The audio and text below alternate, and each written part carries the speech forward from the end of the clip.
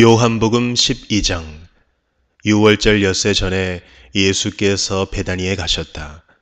그곳은 예수께서 죽은 사람 가운데에 살리신 나사로가 사는 곳이다.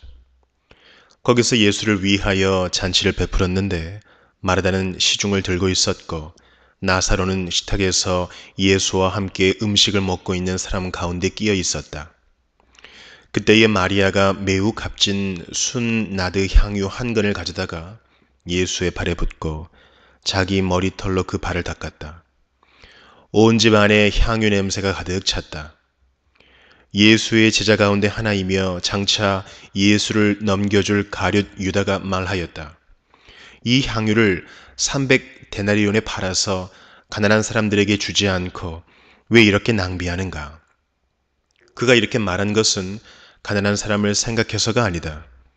그는 도둑이어서 돈자루를 맡아 가지고 있으면서 거기에 든 것을 훔쳐내곤 하였기 때문이다. 예수께서 말씀하셨다. 그대로 두어라.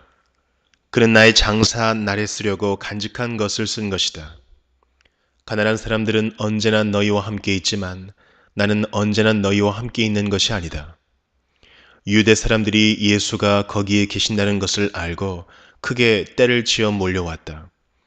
그들은 예수를 보려는 것만이 아니라 그가 죽은 사람들 가운데서 다시 살리신 나사로를 보려는 것이었다.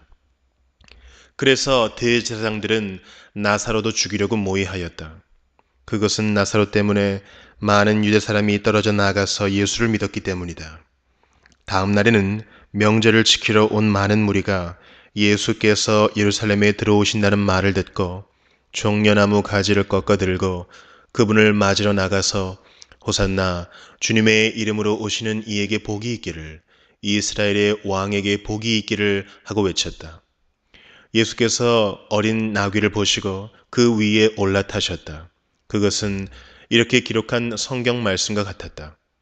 시온에 따라 두려워하지 말아라. 보아라, 내 임금이 어린 나귀를 타고 오신다.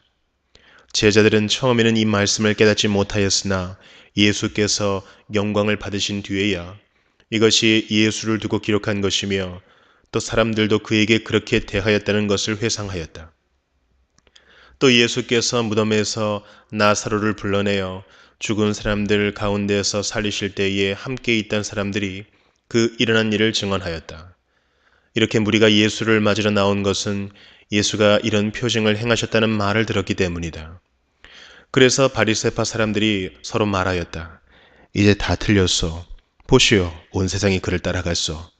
명절에 예배하러 올라온 사람들 가운데 그리스 사람이 몇 있었는데 그들은 갈릴리 베세다 출신 빌립에게로 가서 청하였다. 선생님, 우리가 예수를 뵙고 싶습니다. 빌립은 안드레에게로 가서 말하고 안드레와 빌립은 예수께 그 말을 전하였다. 예수께서 그들에게 대답하셨다. 인자가 영광을 받을 때가 왔다. 내가 진정으로 너희에게 말한다. 밀알 하나가 땅에 떨어져서 죽지 않으면 한 알 그대로 있고 죽으면 열매를 많이 맺는다. 자기의 목숨을 사랑하는 사람은 잃을 것이요 이 세상에서 자기의 목숨을 미워하는 사람은 영생에 이르도록 그 목숨을 보존할 것이다. 나를 섬기려고 하는 사람은 누구든지 나를 따라오너라. 내가 있는 곳에는 나를 섬기는 사람도 나와 함께 있을 것이다. 누구든지 나를 섬기면 내 아버지께서 그를 높여주실 것이다. 지금 내 마음이 괴로우니 무슨 말을 하여야 할까? 아버지, 이 시간을 벗어나게 하여 주십시오. 하고 말할까? 아니다. 나는 바로 이 일 때문에 이때에 왔다. 아버지, 아버지의 이름을 영광스럽게 드러내십시오. 그때 하늘에서 소리가 들려왔다.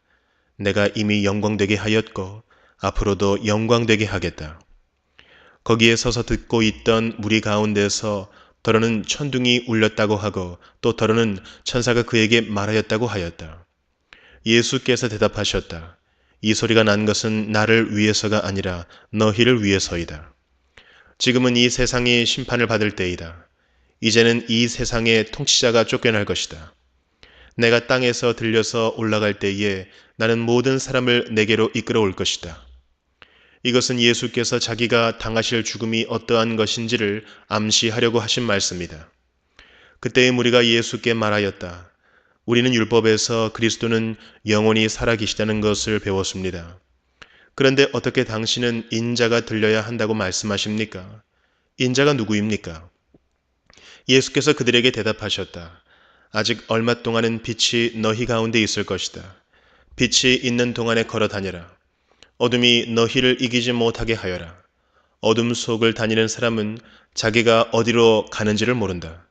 빛이 있는 동안에 너희는 그 빛을 믿어서 빛의 자녀가 되어라. 이 말씀을 하신 뒤에 예수께서는 그들을 떠나서 몸을 숨기셨다. 예수께서 그렇게 많은 표징을 그들 앞에 행하셨으나 그들은 예수를 믿지 아니하였다. 그리하여 예언자 이사야가 한 말이 이루어졌다. 주님, 우리가 전한 것을 누가 믿었으며 주님의 팔이 누구에게 나타났습니까? 그들이 믿을 수 없었던 까닭을 이사야가 또 이렇게 말하였다. 주님께서 그들의 눈을 멀게 하시고 그들의 마음을 무디게 하셨다.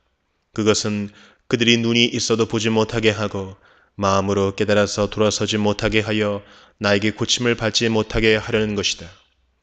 이사야가 이렇게 말한 것은 그가 예수의 영광을 보았기 때문이다. 이 말은 그가 예수를 가리켜서 한 것이다. 지도자 가운데에서도 예수를 믿는 사람이 많이 생겼으나 그들은 바리새파 사람들 때문에 믿는다는 사실을 드러내지는 못하였다. 그것은 그들이 회당에서 쫓겨날까봐 두려워하였기 때문이다. 그들은 하나님의 영광보다도 사람의 영광을 더 사랑하였다. 예수께서 큰 소리로 말씀하셨다.